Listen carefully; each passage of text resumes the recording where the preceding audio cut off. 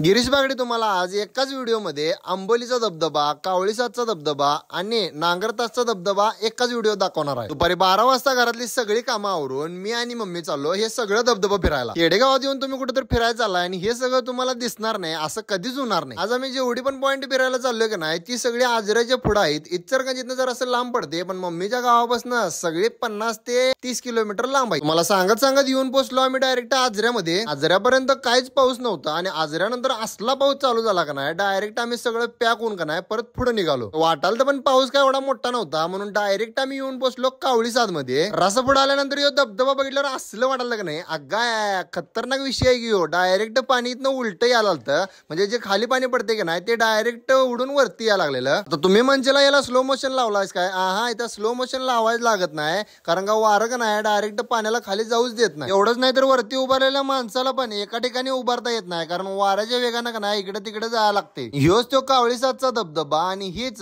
कावळीसादची दरी बघा। हे सगळं फिरून झाल्यानंतर त्यानंतर आम्ही चाललो दुसऱ्या पॉइंट वर, ते म्हणजे आंबोलीला। आज दिनांक 31 जुलै आणि ह्या दिवशी बरोबर एवढं पाणी या धबधब्यावरनं पडा लागले। पावसाळा जरा कमी आलाय पण पाणी इथलं अजून जास्त आहे। होती आंबोली आणि आता इथनं पुढचा पॉइंट जो आहे का नाही तो आहे नांगरतास म्हणजेच हा धबधबा।